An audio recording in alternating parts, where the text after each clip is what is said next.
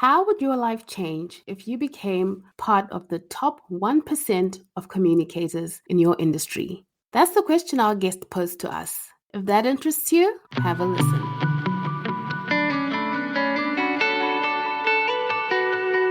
Welcome to Reinventing Perspectives. Today we have an amazing guest. We have Brenden Kumarasamy, and Brenden teaches coaches and executives how to be the 1% of communicators in their industry. So, Brenden, we are so excited to have you here today.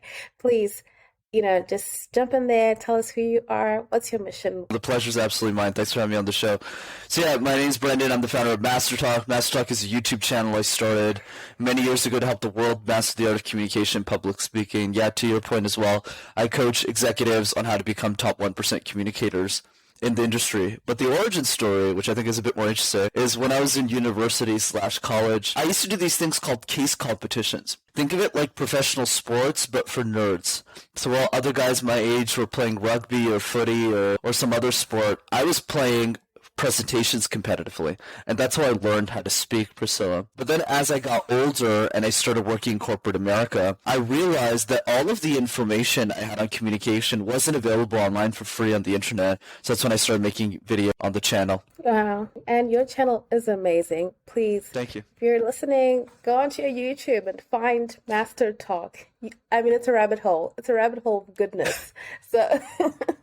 It's funny, Priscilla. I never thought it would be a rabbit hole of goodness when I started it. Because in my head, I was thinking, who is going to listen to communication tips from me? And why would anyone listen to it? And even I'm shocked at the growth of the channel. So kudos to that. Amazing. I went there to watch one video and it was like 6 videos later. So means I'm doing something right. Absolutely. It's that good. You know what? Let's jump right in, Brenden, and tell me, our audience is early entrepreneurs. And I think when they're thinking communication, people always say, if you improve your communication, you'll improve how much you can earn, you'll improve the way you can run your teams and all that kind of stuff. So what are our must-have communication skills? So to your point, everyone always says communication is important, but what I've noticed in my career is that the reason for all of us is different. So I always like to begin with this question that I'd love your audience to think about. And the question is this: how would your life change if you became an exceptional communicator? How would your life change if you became an exceptional communicator? A lot of communication, frankly, Priscilla, is tied with negativity. I don't want to do this. A lot of stress, anxiety. Whereas my perspective is, let's dream about our communication skills. We're dreaming about our business goals. We're dreaming about the sales we want to get. We're dreaming about leaving our corporate 9-to-5 potentially. Let's dream about a world in which we're top 1% communicators in what we do. And once we find that internal reason for us, whether that reason is growing our business, whether that reason is being able to inspire our teams with great feedback rather than inform our teams with basic instructions, or whether it's creating that bigger mission for ourselves, having the courage to start a podcast, guest on a podcast. When we find what that internal motivation is, we fix the number one challenge with communication with early stage entrepreneurs or any entrepreneur. And that challenge is motivation. It's making it a priority. Most entrepreneurs don't make communication a priority, and this question helps people make it a priority. That's a great one. Thank you for starting us off with that question. It made me think about so many things in terms of where entrepreneurs would need to really focus on their communication. Obviously, sales pitches. Number one, we're trying to sell, and selling is the lifeblood of a business. What would you say are the keys to communicating your business in a sales pitch effectively? So I'll give 3 easy tactics that if people implement, they'll get the result they're looking for. So the first one in terms of sales pitches is an exercise called question drills. Have we ever been in a situation, sales pitch with a client, prospect, where they ask us a question that we don't really know the answer to? Right? The key here is that the best entrepreneurs, especially in the earliest stage, they have an answer for everything. I mean, think about me. When I started MasterTalk, I was fairly young. Right? I started coaching CEOs when I was 22. I'm obviously a bit older than that now. But I had a lot of insecurity around that because a lot of the times I was coaching people who were double, triple my age a lot of the times. So I needed to build that expertise quickly so that I can speak at a level of maturity that's higher than the clients that I serve. So because of that, I implemented question drills. So what does that look like? Every day for 5 minutes, Guess a question that you think your prospect will ask you about your business. Spend 60 seconds thinking about the question. What's the question? And spend the other 4 minutes reflecting on the answer to that question. If you do that every day for a year, you'll have answered 365 questions about your business, and you'll have an answer for everything. This is a very easy exercise, Priscilla, but the difference between the people who win and the people who don't is the people who actually implement it and book 5 minutes into their calendar tomorrow. That's the first exercise I would share. Because so many times you get asked things about your business, and most of us, we go blank. And we work our business every day. We know the answers, but just that preparation of what to say, how to say it, and sometimes how to say it without losing people is the other thing. So that's a great one. And nowadays, Brenden, because we do a lot of online webinars as part of sales, how do you give a webinar without it seeming, because a lot of times people think, oh, it's just a pre-recorded monologue. How can you make that more engaging? I have a couple of controversial thoughts on webinars, so let's go through them.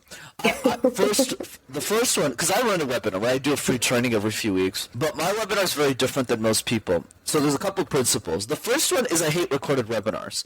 If you're doing under $1 million, which is most people, if you're an early stage entrepreneur listening to this, I hate them. And the reason is simple, because it doesn't give you an opportunity to build a relationship with the prospect. If you just have some webinar, like you just sound like a robot, like somebody just goes up to your webinar and does it. So if you want recorded stuff, that's totally fine. Turn it into a YouTube channel like I did. Turn it into LinkedIn posts if you want, Instagram posts, socials. But don't do a recorded webinar. Nobody watches a 60-minute. Like, think about it. For the people who are thinking about that, when was the last time you watched a full recorded webinar? Like, never. Exactly. That's the point. So that's the first thing I want to drive is I hate recorded webinars. It's a different story if I'm talking to an entrepreneur doing 50K months or above, that then we're having a different conversation. They have a converting offer. They have too many leads. Okay, maybe they don't want to build a relationship with the client because there's like 500 people on the call. Totally fine, but most seven-figure people I know still run live webinars. So that's the first piece. The second piece is if you want to deliver a really strong webinar and you're getting started, chances are there's only 50 to 75 people in that room or less on the call, which means try and make it a bit more interactive. Don't see it as an opportunity to pitch your offer, because I don't even pitch my offer at the end of live webinars. I hate doing that too. I'll tell you why. But the point is that I want to drive with the webinar is try and make it interactive as if it was a coaching session. So for example, when I'm doing something in a webinar, I don't just go, okay guys, I'm just going to talk for 90 minutes and none of you are going to say anything. That's not the way I run. So the way that except on a podcast, because I'm a big talker and I talk a lot, but on a webinar I go, hey, let's spend 2 minutes reflecting on this. What was the takeaway that you got from this so far? And then I have them type in the chat, and sometimes I call on them and I go, what do you think? What do you think? That's point number 2. Point number 3, Priscilla, is always make the webinar the same thing. And the reason I like this strategy a lot is because it improves the quality of the webinar. And the last note on this, I'll throw the ball back to you, is the reason I don't like pitching an offer at the end of the free webinar, the only thing I do at the end is I book a free call. So if people want to book a free call, they do, because they attended the whole thing. But the reason I don't like to pitch, but you could do it both ways, bro. You could do well financially both ways. I just don't like doing it because it doesn't make the free training referable anymore. So I'll give you an example. Let's say you come to my free training, okay, and I pitch an offer. And then at the end, let's say you don't buy. And I come up to you and I say, hey, Priscilla, can you bring 3 other people to this free training? You might say yes, but you probably won't bring other people because you know there's a pitch at the end. But if you come to my free training and you love it, you go, oh my God, Brenden, this was amazing. And I don't pitch and you also don't buy, but I come up to you in 3 months and I go, hey, Priscilla, can you bring 10 people to my free training? You'll give me 10 leads. But you won't know their leads. You'll just go like, oh, I'll bring 10. Because Brendan's not pitching in his free training. It's awesome. And that's how I built the business from zero. So many great things you said in there. Other times with the webinar, it's like you almost anticipate the beginning of the pitching. And then it's like 30 minutes of pitching, which is so standard that I think the moment you start, people just drop off. Correct. Because they know what's coming. And even if they really did love your information in the beginning, the fact that you pitched for like 30 minutes, so good that you said that, Brenden. Is that the same philosophy you use to like an Instagram live or a Facebook live or a LinkedIn live? That's an interesting one, Priscilla. I would lie if I said I do a lot of lives. And honestly, the main reason is because I'm lazy. okay, there's just a lot of things on my plate. This is how I think about this. I don't think this is the right answer, though. I know people make money who pitch on their webinar. I know people make money who don't. So there's no, like, right answer. But I would say I always like to give the advice that I think makes sense for the majority. I think the challenge I have with live, Priscilla, especially if it's the same time every week, is it's hard to stay consistent. So this is what we call, I'll go a little techie here. This is the difference between synchronous content and asynchronous content. So synchronous content means content that's given in a specific period of time that's happening live. Think Clubhouse, right? If it's live, it's happening during that moment of time. And then obviously, even if you're doing asynchronous content like a live, it is live, it's happening, but then the recording stays. So I think what I found, Priscilla, I just like asynchronous better because I can batch my content months in advance and I don't have to think about it, one less thing on my plate, and I can just make my free trainings the synchronous content where people come on the free training and I just do the same thing. So I'm not saying that's the right strategy, but personally I like to minimize my live appearances. Not on podcast because this is kind of recorded, right? But on like a Facebook Live or something where I'm just a solo because I feel like I'm just not consistent with that enough versus just like batching my content years in advance, which is what I do on my socials. Is there a reason why you don't like to do lives? So I definitely think, like I know a lot of people who make way more money than I do who do lives, and I think it works. It just doesn't fit my style. Except the live training. My free training every few weeks, that's live. Like I was telling you before, I practice what I preach, right? Yeah, that's live. I'm there, I'm talking to people, it's interactive, but I don't do social media lives a lot, unless I'm being interviewed. And the reason is just laziness, like I said, but the other piece is, it's just not as efficient for me. Like, I'd rather just guest on, like, 50 shows like this, and that's all recorded, that stays forever, and where I can spend most of my time growing my social media following through efficiency. Like, think about YouTube, right? The reason my YouTube channel has a significant following, relative to other people in my niche, right? I don't have a big channel, is really just because I've been consistent. That's really the biggest reason. But the reason I've been consistent is because I don't have to go live on YouTube. I can just create my content. Like, I'm done 2023 for YouTube. I'm writing 2024 right now, right? But I don't have to think about it. So I can focus like on our conversation right now and not worry about, oh my God, I have to post on YouTube this week. This is going to be like such a pain. I got to get my camera guy and like I don't have those problems, right? Whereas I think with lives people do.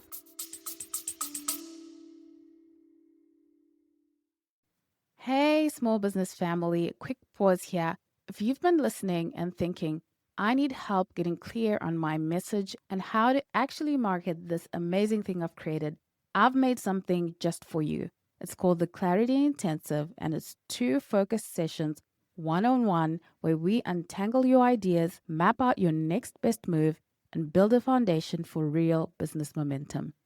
If you're done thinking what's the right thing to do, and you're ready for a customized strategy that fits you, this is for you. You'll find the link in the show notes, or you can visit the website www.reinventingperspectives.com/shop, and you'll see our Clarity Intensive 1-to-1 marketing coaching. Let's get back to the show. Yeah, no, you're right about that. I can't believe you're on 2023 is done. Oh my goodness, you're like a machine over there. We try, I'm trying. When it comes to running meetings with your teams, a lot of times meetings can just be people are half asleep. It's almost like a necessary evil. How can we make our meetings more engaging? So I would say with meetings, there's 3 questions we want to ask ourselves always when we go into a meeting, especially for the CEO. And I'll add a bonus one because a lot of them are entrepreneurs. So the first one is, what is the goal of the meeting? What's the point of the meeting? And you'll realize if you ask this question enough, there's a lot of meetings that your team should be in that you shouldn't be in. Like, there's a lot of things you shouldn't be doing.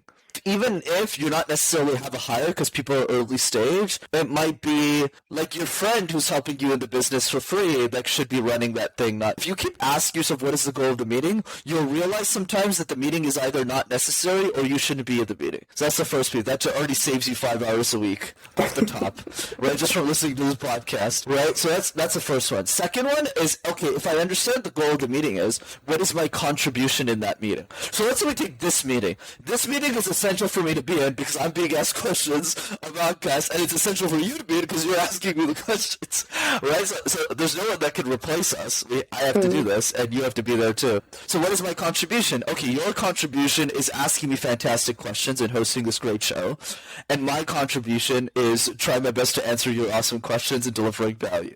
So that's the contribution. And if you don't know what the contribution is, you should probably skip that meeting or cancel that meeting. But the third one is the question most entrepreneurs don't think about. And the question is, once I understand my goal and my contribution, how do I communicate those ideas? How do I communicate that contribution in a way that inspires and adds value? That's where most people miss. So whenever the entrepreneur is sharing their contribution, they're not communicating it in a way that inspires and adds value. So let's say they were in the same meeting with you, Priscilla, and you were asking them questions. They'll go, this is the answer. No. So I'm very thoughtful about the third question. How do I communicate the idea in a way that gets people to go, oh, well, Brenden shared that was good. I need to take action. I need to do whatever he's doing, right? So that's the piece. Speaking specifically to entrepreneurs, though, there's a couple of things that add on to that are outside of the scope of meetings. So the first one is a lot of people have goals, Priscilla, as entrepreneurs. They have goals with their health, goals with their relationships, goals with their finances. Very few entrepreneurs have goals with their communication skills. And the reason they don't is because they don't prioritize it. A lot of their focus is on sales and marketing and delivery earlier in the business, which is normal because they need to scale. But there's a wrench I would like to throw in that logic. And the wrench is this. If your business is scaling, the number one question to ask yourself as a business owner is, are your communication skills scaling with the business? What does that mean? Let's say you're doing $100,000 a year. At that level, you own every part of the value chain. That means you're doing marketing, you're doing sales, you're doing delivery, you're doing referrals, and you're doing ascension. So ascension just means, for those who are listening, especially if you're running a service-based business, even a product-based, that you keep them for long-term clients, not just at the beginning. But as an entrepreneur who's doing 6 figures, Priscilla, you're doing all 5 of those things.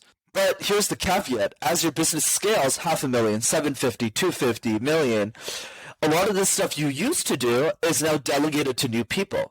And you start creating standard operating procedures so that they can do the work just as well as you. But if your communication skills suck, your lead time will be way higher. Because as you're communicating and you're telling, let's say, John what to do, John's going to be like, I don't understand what you're talking about because you're a terrible communicator. So you'll lose a lot of money. And not in financial, actually finances too, because you're going to waste your employees' times, but also in the context of time, because it's going to take you 3 times longer to upskill an employee who's probably going to leave you because they don't feel comfortable in their day-to-day role. So start thinking about future version of who you are, not just today, and plan for that future more diligently from a communication role. So that's what I would say to business owners. Wow, you're so right about that. Now, since we are talking about communicating to inspire, if you are someone who just feels like you're an introvert and you don't just feel that comfortable public speaking or even thinking about speaking to inspire, where would we start, Brenden? Absolutely. I would start with the myth that I think is interesting around introverts, because all of my best people are introverts.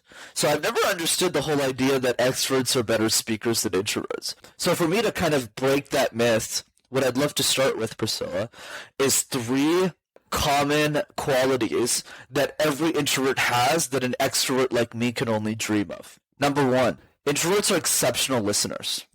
You're the case in point. You just let me talk, and you're really, really good at listening, right? In the sense that introverts are just really good at listening to other people. Right? They don't interrupt other people because they spend less time talking and more time listening. That means they're often smarter than extroverts, and they're able to adapt to their audience a lot faster because they just have more information than somebody like me who's always talking. So that's number 1.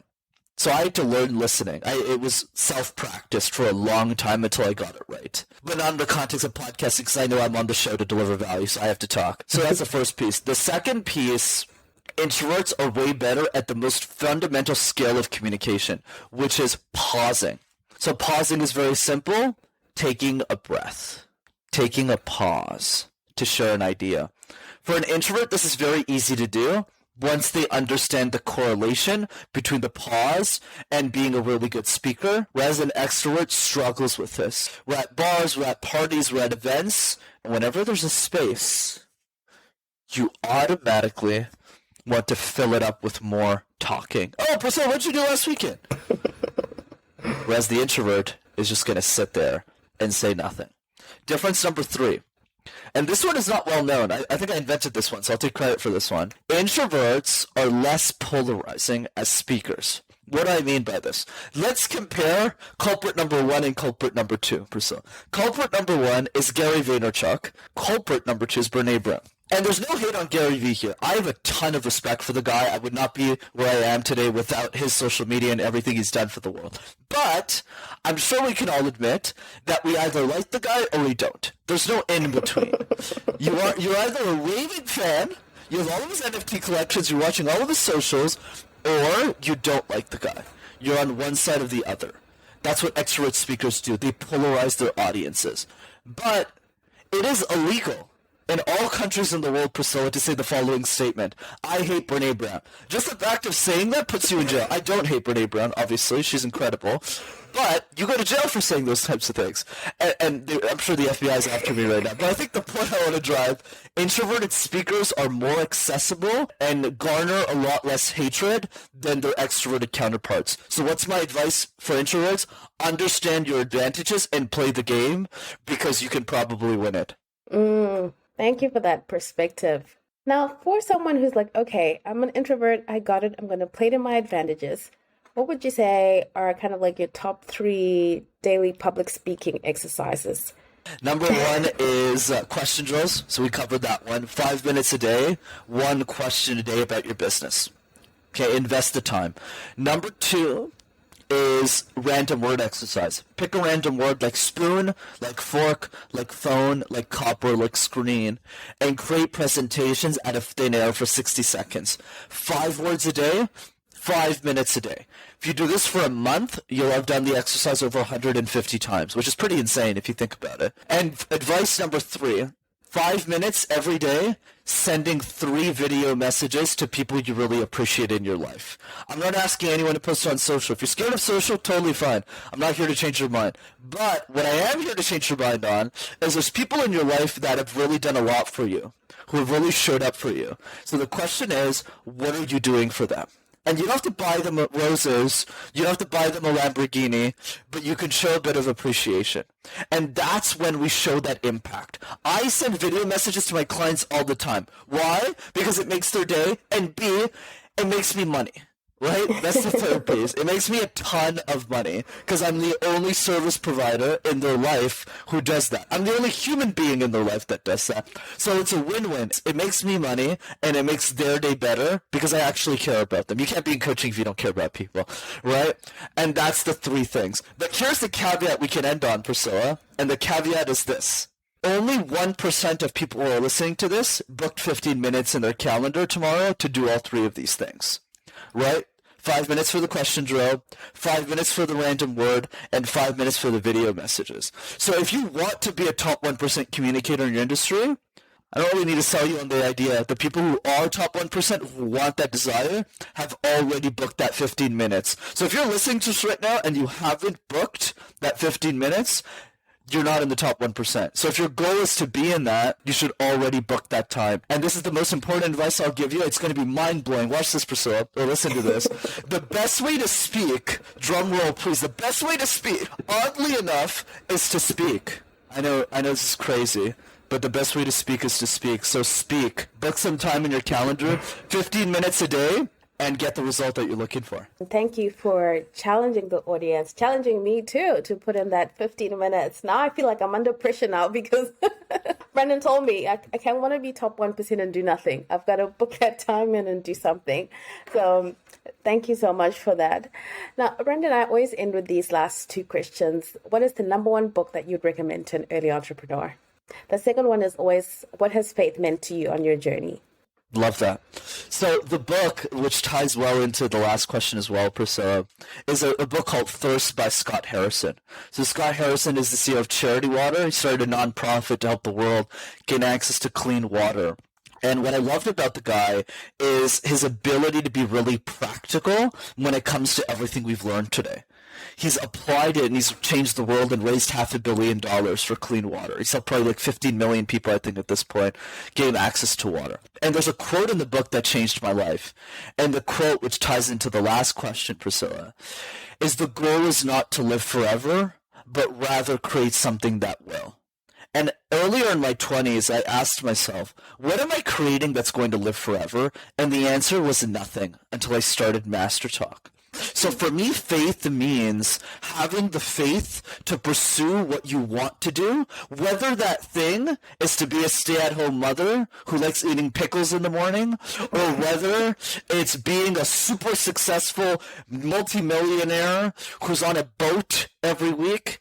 Pick the sport, but own it and have the faith to know that if you're insane enough to pursue something that most people don't, and you're consistent enough, you're passionate about, the world will eventually make room for you. Thank you so much for that, and thank you for that recommendation. To our audience, please go to www.rockstarcommunicator.com. Brenden, please tell us a little bit about what they're going to find when they go there. Of course, Priscilla. What a fantastic conversation. Thanks for having me. So absolutely, rockstarcommunicator.com. We do free trainings every few weeks over Zoom. They're live, they're interactive, they're fun. They're not some boring recorded webinar. There's no pitch. So if you want to come to it, you can register at that website for sure. Thank you so much for that. Audience, please go there. I'm telling you, you've been challenged now on this episode. Go there and be challenged some more. And let's be top 1% of communicators in our industry. Thanks, Brenden. Thanks. For more information, freebies, and clips from various episodes, please follow us on Instagram at Reinventing Perspectives, or go to our website, www.reinventingperspectives.com. Thank you so much for your time. We absolutely value your time, and even more, we value your feedback. Don't forget to leave us a review. Thank you so much, and see you again next week.